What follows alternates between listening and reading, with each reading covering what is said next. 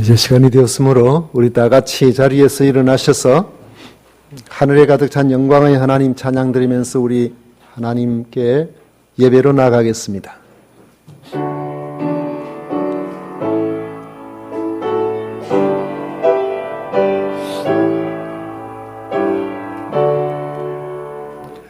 하늘에 가득 찬 영광의 하나님, 온 땅에 충만한 존귀하신 하나님, 생명과 빛으로 지혜와 권능으로 언제나 우리를 지키시는 하나님, 성부와 성자와 성령 삼위의 하나님, 우리 예배를 받아주시옵소서.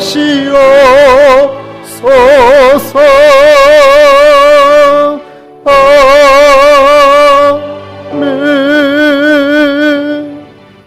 오직 여호와는 그 성전에 계시니 온 천하는 그 앞에서 잠잠할지니라. 아멘.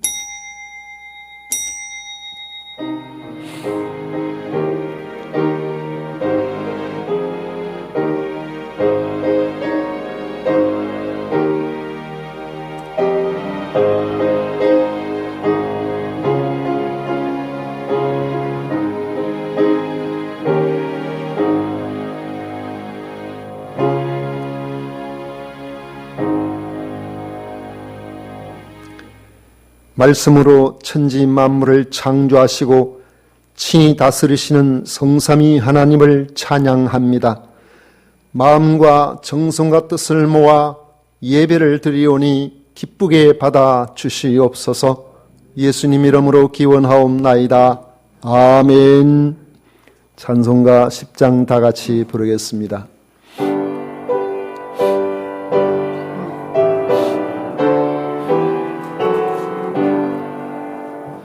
전능왕 오셔서 주 이름 찬송케 하옵소서. 영광과 권능의 성부여셔서 우리를 다스려 주옵소서. 아멘. 성시교독 교독문 제5번입니다. 찬송가 뒤에 있는 교독문 제5번 함께 교독하겠습니다. 여호와 우리 주여, 주의 이름이 온 땅에 어찌 그리 아름다운지요. 주의 대적으로 말미암아 어린아이들과 젖먹이들의 입으로 권능을 세우시며 주의 손가락은 완드신 주의 하늘과 사람이 무엇이기에 주께서 그를 생각하시며 그를 하나님보다 조금 못하게 하시고 주의 손으로 만드신 것을 다스리게 하시고 만물을 그의 발 아래 두셨으니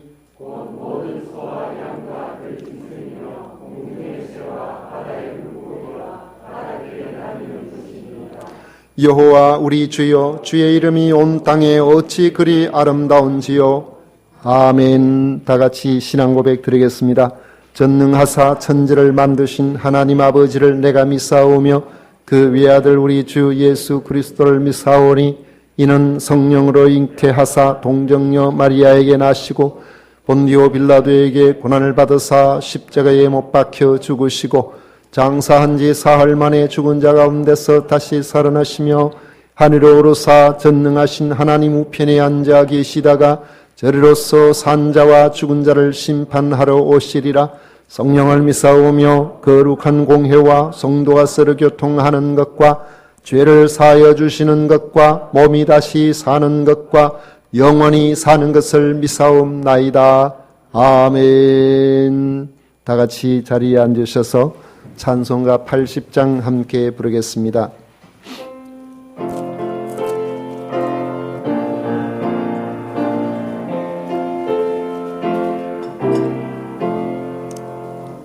천지에 있는 이름 중 귀하고 높은 이름, 나시기 전 지으신 주의 이름 예수.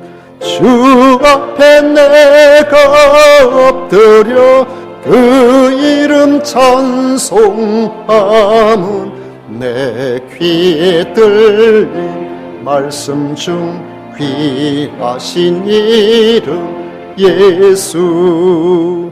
주 십자가에 달릴 때 명패에 쓰인 대로 저 유대인의 왕이요 곧 우리 왕이시라. 주 앞에 내가 엎드려 그 이름 찬송함은 내 귀에 들린 말씀 중 귀하신 이름 예수. 지금도 살아 계셔서 언제나 하시는 일, 나 같은 죄인 부르사 참 소망 되시도다. 주 앞에 내가 엎드려 그 이름 찬송함은 내 귀에 들린 말씀 중 귀하신 이름 예수. 주 예수께서 영원히 어제나 오늘이나 그 이름으로 우리에게 참 복을 내리신다. 주 앞에 내가 엎드려 그 이름 찬송함은 내 귀에 들린 말씀 중 귀하신 이름 예수. 아멘.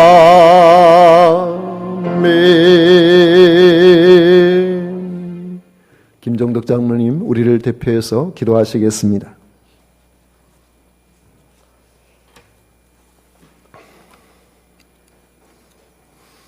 우리 하나님 아버지, 어렵고 힘든 삶을 믿음으로 극복하게 하시고 오직 주님 앞에서 기쁨으로 예배드리게 하시니 감사드립니다.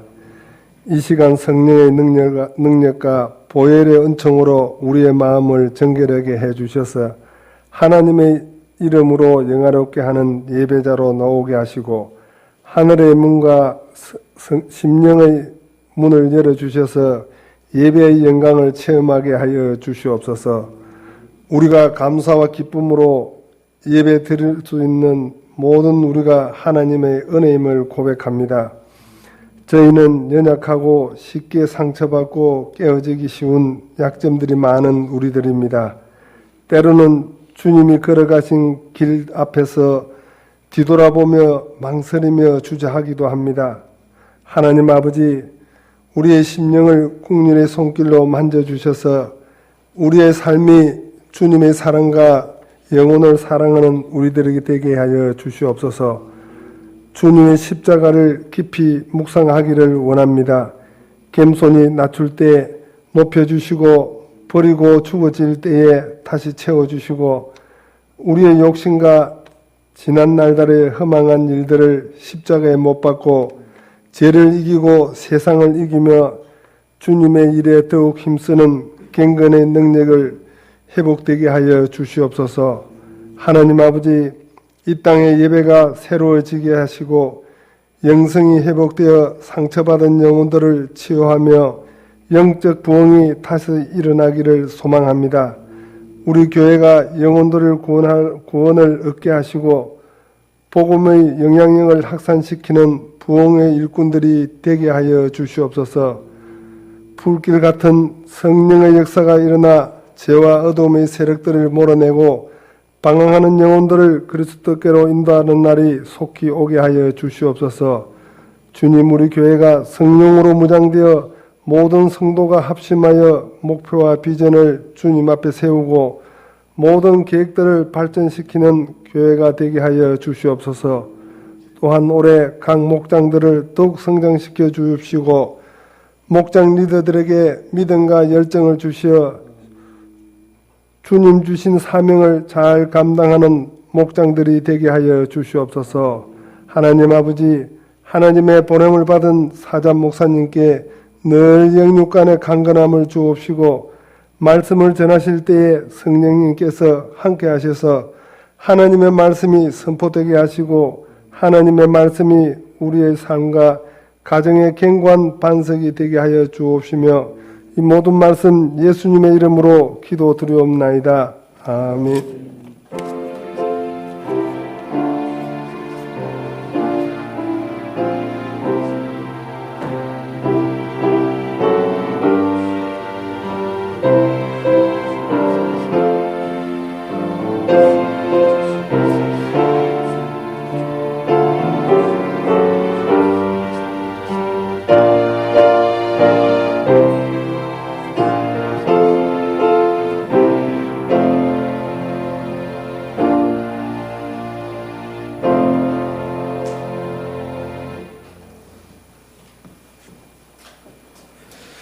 이 시간 우리에게 주신 하나님의 말씀은 마가복음 4장 35절부터 41절까지 말씀입니다.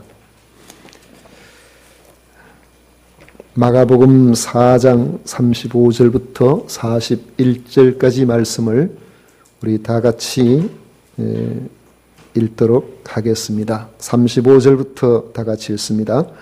그날 저물 때에 제자들에게 이르시되 우리가 저편으로 건너가자 하시니 그들이 무리를 떠나 예수를 배에 계신 그대로 모시고 가매 다른 배들도 함께 하더니 큰 광풍이 일어나며 물결이 배에 부딪혀 들어와 배에 가득하게 되었더라. 예수께서는 고물에서 배를 베고 주무시더니 제자들이 깨우며 이르되 선생님이여 우리가 죽게 된 것을 돌보지 아니하시나이까 하니 예수께서 깨어 바람을 꾸짖으시며 바다들어 이르시되 잠잠하라 고요하라 하시니 바람이 그치고 아주 잔잔하여 지더라.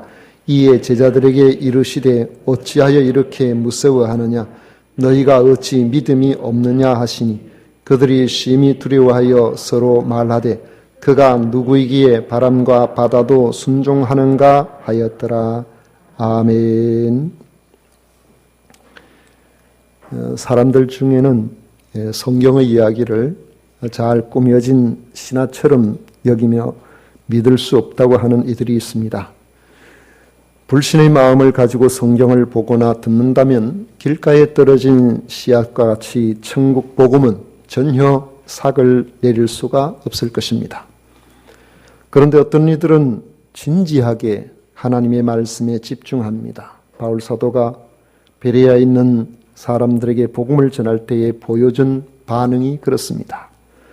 사도행전 17장 11절에 보면 베레아에 있는 사람들은 데살로니가에 있는 사람들보다 더 너그러워서 간절한 마음으로 말씀을 받고 했습니다. 이것이 그러한가 하여 날마다 성경을 상고함으로 그 결과 그 중에 믿는 사람이 많고 또 헬라의 귀부인과 남자가 적지 아니하게 열매를 맺었다고 말씀하고 있습니다.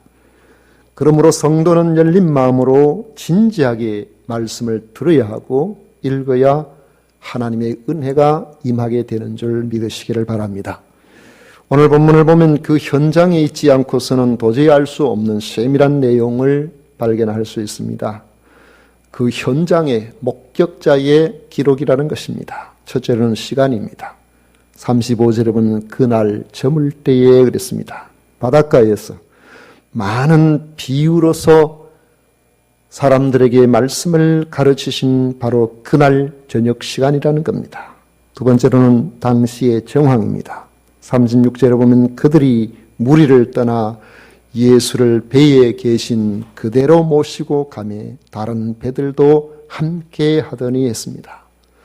33절에서 밝혔듯이 예수님께서는 많은 비유를 들어 말씀을 가르치시고 날이 저물 때에 제자들에게 우리가 저편으로 건너가자고 말씀하셨습니다. 저편은 아마도 가버나움 쪽에서 볼 때에 갈릴리 바다 건너서 남동쪽이었을 것입니다. 5장 1절에 보면 예수께서 바다 건너편 거라사인의 지방에 이르러 배에서 나오심이라는 말씀이 이를 뒷받침해 줍니다. 4장 1절에서 보았던 것처럼 모여든 큰 무리에게 예수님께서는 바다에 떠 있는 배에 올라 앉아 말씀을 가르치셨습니다. 그런데 이제 날이 저물자 예수님께서 우리가 저편으로 건너가자고 말씀을 하셨는데 그 배에서 내리지 않고 제자들은 예수님을 그 배에 모시고 노를 저어 건너편으로 가기 시작했다는 것입니다. 그때에 같이 따라 나선 다른 배들도 있었다고 말하고 있습니다. 세 번째로는 배 안에서 일어난 일입니다. 갈릴리 바다를 건너다가 갑자기 큰 광풍을 만나게 되었는데 큰 광풍에 의해서 파도가 뱃전에 부딪힘으로 물이 배 안에 차 오르기 시작을 했습니다. 이는 배들을 보면은 그 안에 바깥으로 물을 이렇게 퍼내는 바가지가 거의 다 있는 것 같더라고요. 그런데 아마도 물을 퍼내는 것보다도 뱃전에 부딪힌 파도에 의한 물결이 배 안으로 들어오는 것이 더 많아서 점점 그 물이 차오르기 시작했던 것 같습니다. 이때 배 안에 계신 예수님의 위치가 아주 분명하게 나와 있습니다. 38절에 보면 예수께서는 고물에서 베개를 베고 주무시더니 했습니다. 배는 앞부분 뱃머리를 이물이라고 하죠. 선수라고도 하고 선두라고도 말합니다. 배의 뒷부분을 고물이라고, 선미를 고물이라고 그렇게 이야기를 하는데 그 선미 갑판 위에서 베개를 베고 예수님께서 주무셨다 그렇게 말하고 있습니다. 원래 배의 앞부분과 뒷부분은 다른 것보다는 위치가 높습니다. 그러니 배에 물이 차도 아직 여유가 있어서 비록 옷에는 물이 젖었겠지만은 아직까지 예수님은 그곳에서 베개를 베고 주무시고 계셨다는 것을 말씀하고 있습니다. 비유로 말씀을 전하시던 그날 저녁 타고 계셨던 그 배 그대로 출발하실 때에 서둘러 따라오는 다른 배들이 있었고 그리고 피곤해 지쳐 그 흔들리는 배의 뒤편에서 베개를 베고 깊은 수면에 빠지신 예수님의 모습은 직접 보지 않은 사람은 말할 수 없는 내용들인 겁니다. 아마 예수님이 배를 타신 그대로 갈릴 바다 건너편으로 가려고 하신 이유 중 하나가 예수님께서 사람들로부터 좀 떨어져서 쉬고 싶으셨던 것 아닌가 생각됩니다. 예수님 사역 자체가 사람들이 많이 모일 수밖에 없는 그런 사역의 성격을 가지고 있었습니다. 귀신에서 고통당하고 있는 사람들을 말씀으로 귀신을 쫓아내고 여러 가지 질병으로 평생을 괴롭게 하던 각종 중병에서 치유를 받아서 노임을 받는 그런 현장을 생각해 보십시오. 지금처럼 의술이 발달된 시대에도 아마도 이런 식으로 병을 고치고 귀신을 내어 쫓는다면 사람들은 여기저기 소문을 듣고 그렇게 인산인해를 이루고 모여들 것입니다. 특히 당시에는 직업에 별로 구애를 받지 않는 그런 시대입니다. 요즘 직장 들어가면은 꼼짝없이 출근과 퇴근 시간을 지켜야 되지만 당시에는 대부분 농업에 종사하거나 이렇게 되기 때문에 마음만 먹으면 얼마든지 시간을 내어서 갈 수가 있는 그런 때인 거죠. 고통을 당하는 당사자뿐만 아니라 고통에서 노임을 받는 그 현장을 보고 싶은 이런 호기심을 자극하기에 충분했기 때문에 수많은 사람들이 예수님께로 모여들었던 것입니다. 우리 어릴 때 생각해 보면 마을에 무당이 와서 구슬하면은 온 동네 사람들이 모여서 그 마당을 꽉 채우고, 어떤 사람들은 담 너머에서 그 안을 들여다보고 그렇게 무당이 하는 여러 것들을 구경하고 같이 울고 웃고 하던 그런 기억들이 납니다. 예수님은 이렇게 모인 사람들, 수많은 사람들, 그 당시로 보면은 고통받고 힘들었던 그런 사람들뿐만 아니라 구경거리라고 생각하고 오는 사람들까지도 어쨌든 예수님 앞에 많이 모였고 그 모임의 기회를 이용해서 천국 복음을 전하셨던 것입니다. 또 모인 사람들의 치유 요청을 거절하지 못하고 한 사람 한 사람 이렇게 치유해 주셨으니 그 치유의 모든 손길과 요즘같이 이렇게 마이크라도 주오면 하지만 그렇지 않을 때에 육성으로 그 수많은 사람들에게 목소리를 높여서 전하려고 할 때에 얼마나 힘들고 피곤하셨을까 하는 생각을 해보게 됩니다. 예수님이 비록 청년이시지만 그 사역이 얼마나 피곤하셨던지 사람들이 그만 따라오도록 배를 타고 그대로 건너편으로 가셨다 하는 것을 여러분들은 이해를 하실 수가 있겠습니까? 사실 예수님은 사역을 하실 때 수많은 사람들이 몰려오면은 때로는 그들을 피해서 다른 곳으로 가서 복음을 전하실 때도 있었고, 그들을 떠나서 기도하러 한적한 곳으로 가실 때도 있었다는 것을 생각해 보면 예수님께서 이런 사역을 통해서 육체적으로 참 힘이 많이 드셨구나 하는 것을 생각할 수 있습니다. 그냥 그곳에서 다음의 사역을 위해서 건너편에 이제 가면은 그 또 사역이 있거든요. 그 사역을 위해서 예수님께서 배를 타고 건너편으로 가시지만은 건너가시는 그 동안이라도 피곤한 육신을 좀 쉬시려고 하셨던 것으로 보입니다. 격렬한 풍랑 중에도 계속 깊은 잠을 주무셨던 것을 보면 참으로 예수님이 많이 피곤하신 사역을 하셨구나 하는 것을 느낄 수가 있습니다. 과거에 어떤 여전도사님이 그런 간증을 하는 것을 들었습니다. 목사님, 제가 은혜를 받고 난 다음부터는 저는 피곤을 모르겠습니다. 잠을 안 자도 피곤한 걸 모르겠습니다. 그래서 제가 상당히 부러웠어요. 왜냐하면 저는 늘 피곤했거든. 그런데 그런 간증도 부럽고 은혜가 되지만 더 큰 위로는 우리 예수님도 피곤해 하셨다는 거예요. 주님 너무너무 피곤해서 우리와 같은 몸을 입고 그렇게 피곤하고 힘들어 하셨구나. 그런 생각해보면 좀 위로가 좀 되는 것 같습니다.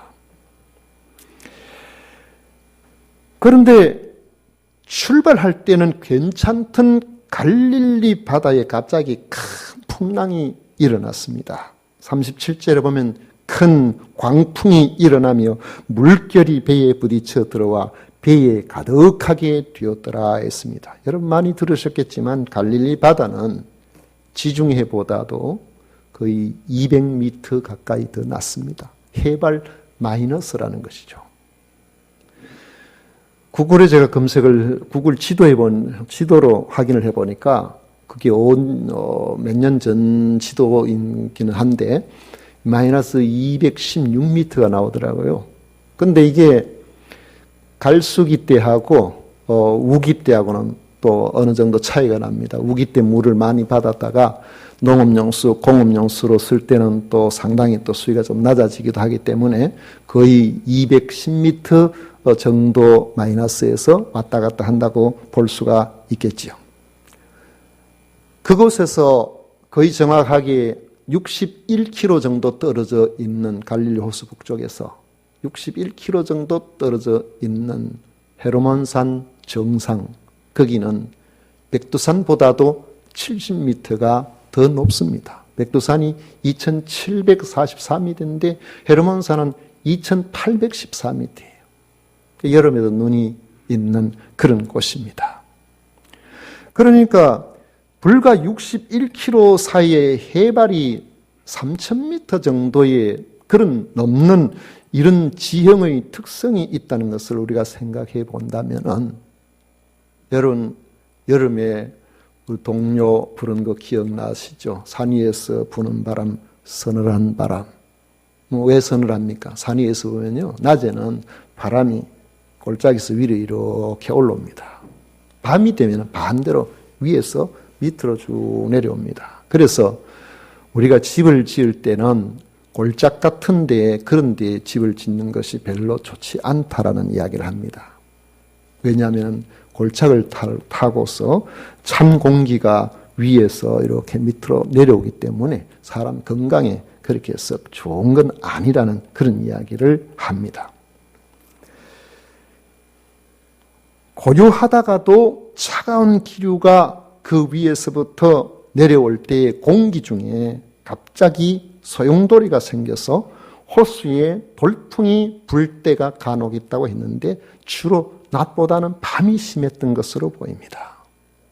기상정보가 없던 시대에 갈릴리 호수는 어부들에게 이 갑작스런 돌풍으로 악명이 높았습니다. 배가 침몰하여 사람들이 죽기도 하니까요.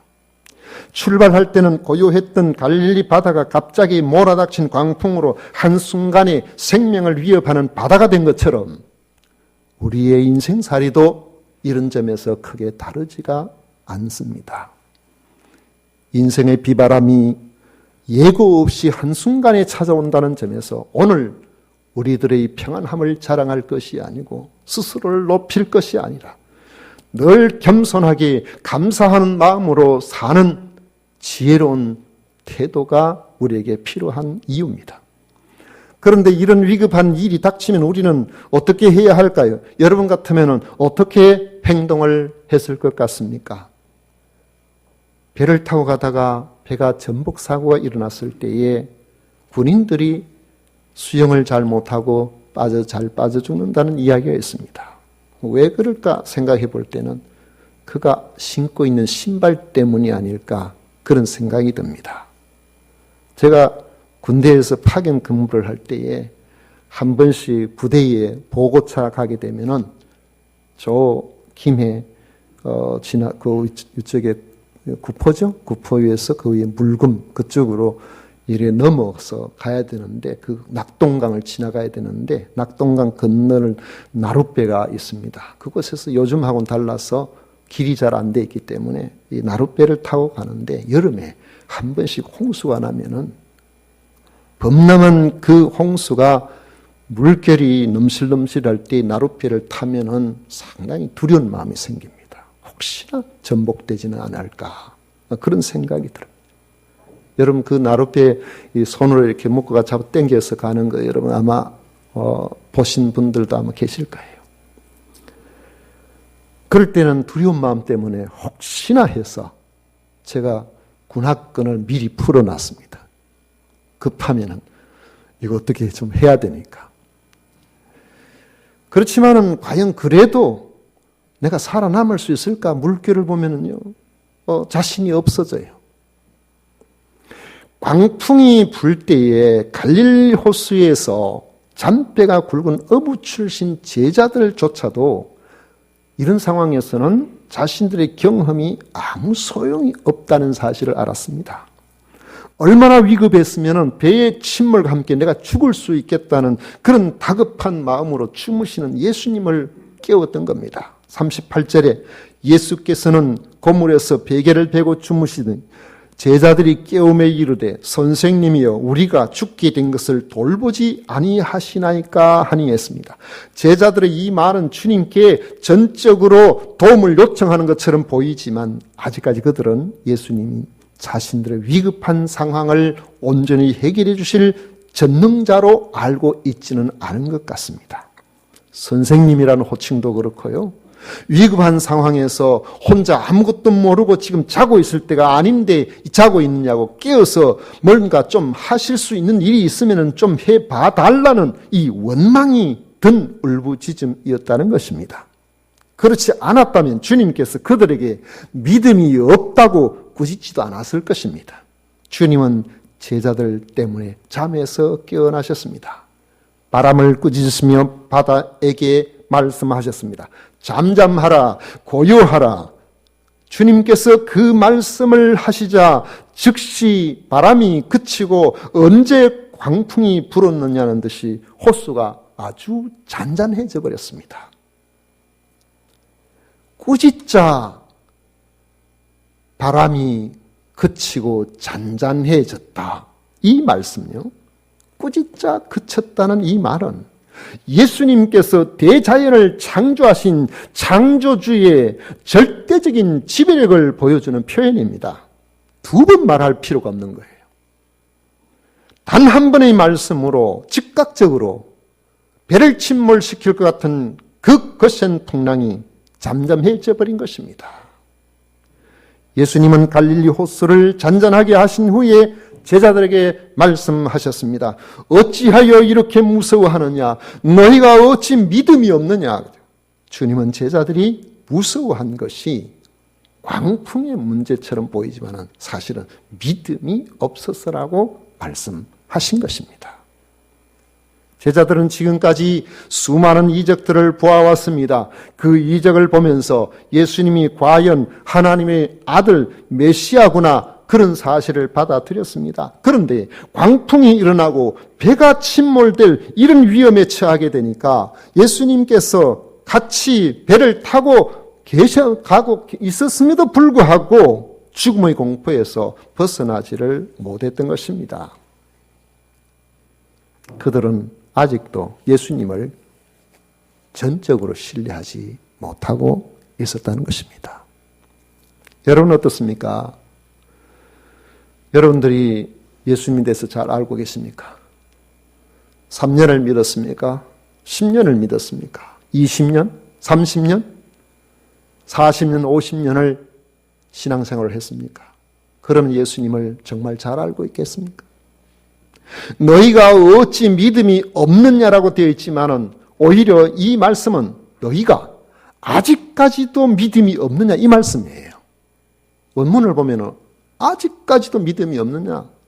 그렇게 많은 것을 보고 많은 것을 듣고 그렇게 했는데도 지금까지 주님이 그들과 함께 하셨고 하나님의 아들로서 수많은 이적을 보여주셨음에도 아직까지 예수님에 대한 온전한 신뢰를 갖지 못하는 제자들을 향한 주님의 안타까운 마음이 잔뜩 묻어나 있는 그런 말씀인 것입니다. 이에 제자들의 마음에 예수님에 대한 이해가 달라지기 시작을 했습니다. 41절에 그들이 심히 두려워하여 서로 말하되 그가 누구이기에 바람과 바다도 순종하는가 하였더라. 광풍을 두려워하던 그들이 한마디 말씀으로 광풍을 잠잠하게 만드신 예수님을 심히 두려워하게 되었다는 것입니다. 그런데 이 두려움은 단순한 무서움과는 다릅니다. 예수님에게서 하나님의 본질적인 성품을 발견함으로 오는 경건한 두려움인 것입니다. 이런 경외심이야말로 하나님을 향한 참된 신앙으로 나아가게 만들어주는 겁니다. 어떤 환경에서도 두려움을 극복할 수 있는 근거가 되는 것입니다. 우리가 두려워하는 바로 그 환경보다 크신 하나님, 더 위대하신 분. 참으로 두려워할 것은 우리가 만난 그 환경이 아니라 그보다도 더 크신 분을 두려워해야 된다는 사실을 보여주고 있는 것입니다. 심히 두려워했다라고 그렇게 말씀하고 있죠. 이런 주님을 발견하고 이런 주님을 신뢰할 때에 비로소 어떤 환경에서도 두려움에 빠져들지 않고 하나님께서 우리에게 주시는 참된 평안을 우리가 누릴 수가 있는 것입니다. 광풍은 파도를 일으키고 파도의 물결은 배를 침몰시키려고 하지만 사실 제자들은 무서워할 필요가 없었던 것이죠. 왜냐하면 예수님이 그들과 함께 계셨기 때문인 겁니다. 그렇지만 그들은 예수님이 그들과 함께 계셨음에도 불구하고 무서워하며 주무시는 예수님을 깨웠습니다. 여러분 생각해 보십시오. 예수님이 주무시기 때문에 예수님을 깨우지 않으면 배가 침몰하고 예수님이 안 주무시면 배가 침몰 안 하고 그럴까요? 알고 보면은 예수님에게는 주무시냐 주무시지 않느냐 별로 중요하지 않아요. 예수님 본질적으로 하나님이십니다. 창조주 하나님이십니다. 예수님께서는 성부 하나님과 더불어 창조하셨을 뿐만 아니라 친히 다스리시는 지배력을 가지고 계시는 그런 분이십니다.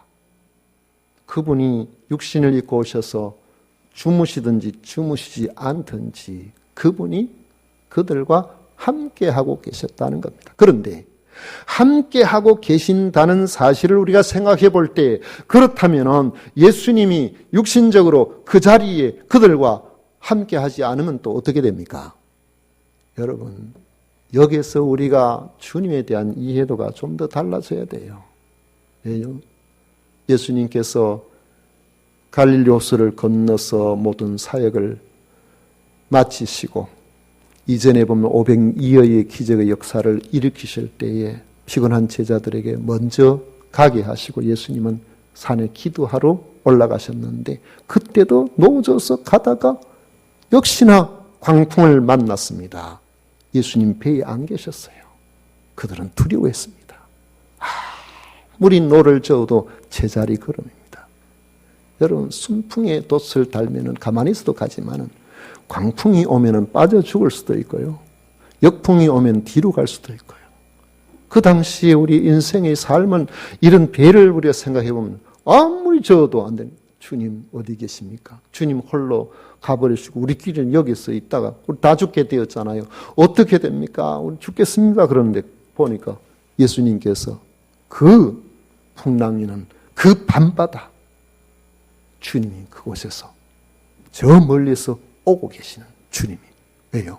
주님은 기도하시는 그곳에 계셔도 그들과 배 안에 같이 계시지 아니하셔도 그들이 어떤 일을 당하는지 무슨 일이 있는지 주님은 다 알고 계셨다는 것입니다. 그러므로 그들은 주님이 그들과 함께 계신다는 사실에 대한 이해를 새롭게 해야 됩니다. 주님은 부활 승천하시면서 너희들이 무엇을 하든지 주 안에서 주님께서 하고자 원하시는 그 일에 붙들려서 땅끝까지 증인되는 삶을 살게 된다면 내가 너희와 함께 하루 내가 너희를 떠나지 않겠다고 약속을 하셨습니다. 눈에 보이지 않아도 주님은 지금도 성령으로 우리와 함께 하시는 거예요. 이런 믿음을 우리가 가지고 있어야 됩니다. 그러므로 우리에게 중요한 것은 주님이 우리와 함께 계시느냐 계시지 않느냐 그것에 대한 이해를 제대로 하고 있느냐 없느냐 그게 중요한 겁니다. 그렇다면 정말 우리가 깨어야 할 그런 사람은 누구겠습니까? 주님이 아니라 바로 예수님을 몰라보는 나의 영적인 무지라는 사실입니다. 오늘 우리가 살아가는 삶의 현장에도 예수님을 향하여 왜 주무시고 계시느냐고, 내가 지금 힘들고 내가 어렵고 내가 이런 딱한 형편에 있는데 왜 살려달라고 부르짖어도 응답이 없느냐고, 어디 계시느냐고 그렇게 하는 경우가 있습니다. 그런데 정말로 우리가 깨어야 할 사람은 내 자신이라는 것입니다. 창조주 하나님, 끝까지 사랑하겠다고 말씀하신 주님, 나와 함께 하겠다고 임마누엘로 오신 그 예수 그리스도에 대한 무지를 우리가 깨워야 되는 겁니다. 만약에 이 무지를 깨우고 주님이 어떤 분이신지에 대한 전적인 신뢰가 우리에게 있다면 여러분의 삶에 일어난 어떠한 광풍도 말씀 한마디로 잔잔하게 하실 그리스도께서 여러분의 삶에 직접 개입하시게 될 것입니다. 창조주이신 자신께서 친히 만든 세계의 지배력을 친히 가지신 예수 그리스도에 대한 우리의 인식이 달라져야 됩니다. 바로 그분에 대한 믿음 때문에 여러분의 삶에 일어나는 어떤 돌풍 가운데서라도 하나님이 주시는 참된 평안을 누릴 수 있는 여러분들이 되시기를 축복합니다. 기도하겠습니다. 고마우신 하나님 아버지, 감사합니다. 우리는 주님의 이름을 부르고 주님에 대해 안다고 하면서도 아버지 하나님, 우리가 돌풍을 만나면, 인생의 문제를 만나면 갑자기 주님은 주무시고 계시는 것으로 느껴지고 내 힘, 내 뜻으로, 내 노력으로 문제를 해결해 보려고 하다가 점점 침몰해 가는 것을 느낄 때가 많습니다. 하나님 아버지, 주님께서는 모든 것의 주인 되시고 모든 것을 만드셨고 모든 것을 자기 뜻대로 움직여 나가시는 분이심을 저희들이 온전히 새롭게 눈을 열어서 발견하게 하여 주시고 그 주님께서 성령 안에서 우리와 함께 하겠다고 약속하셨사오니 주님이 함께하는 성도의 귀한 삶으로 하나님께서 허락하신 참된 평안과 안식과 잔잔한 삶을 살아갈 수 있는 저희들이 되게 하여 주옵소서. 오늘도 주님 앞에 나온 우리 모든 믿음의 식구들, 혹시 우리가 알지 못하는 인생의 돌풍 가운데 고통당하고 있는 이들이 있다면 예수 그리스도 안에서 잔잔해지고 해결되어지고 온전해지는 평안 있는 성도의 삶이 되게 하여 주옵소서. 예수님 이름으로 기도드리옵나이다. 아멘. 찬송가 302장 함께 부르겠습니다.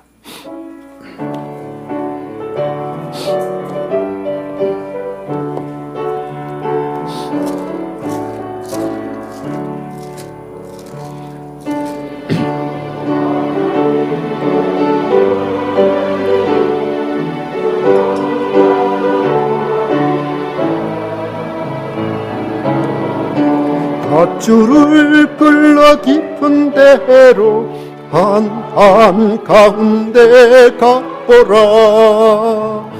온덕을 떠나서 장파에 배 띄워 내 주 예수 은혜의 바다로 내 맘껏 져가라. 왜 너 인생은 언제나 거기서 저 큰 바다 물결 보고 금인 모르는 깊은 바닷속을 한 분 헤아려 안 보나. 온덕을 떠나서 장파에 배 띄워 내 주 예수 은혜의 바다로 내 맘껏 져가라. 많은 사람이 얕은 물가에서 저 큰 바다 가려다가 살싹거리는 작은 파도 보고 마음 약하여 못 가네. 온덕을 떠나서 장파에 배 띄워 내 주 예수 은혜의 바다로 내 맘껏 져가라. 자 곧 가거라. 이제 곧 가거라. 저 큰 은혜 바다 향해. 자 곧 내 노를 저 깊은 데로 가라. 망망한 바다로 온덕을 떠나서 장파에 배 띄워 내 주 예수 은혜의 바다로 내 맘껏 져가라. 아멘.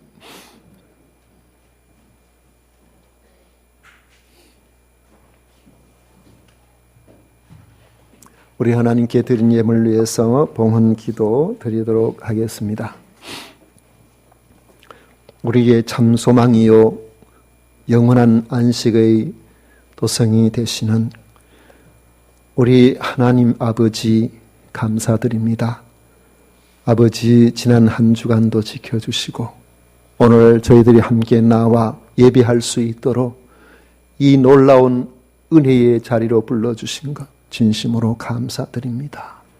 우리 하나님 홀로 영광을 받으시고 저희들이 주님의 것이라는 사실에 큰 위로를 받게 하시고 주님 안에서 아버지 하나님 기뻐하시는 귀하고 복된 삶을 살아갈 수 있도록 해주시고 예배의 영광이 우리의 좋은 삶에 강력하게 나타나게 해주셔서 육신의 치유와 마음의 안정과 생활의 모든 터전의 주의 돌보심을 경험하게 하시고 아버지 가정들의 놀라우신 주님의 위로로 채워주시기를 원합니다.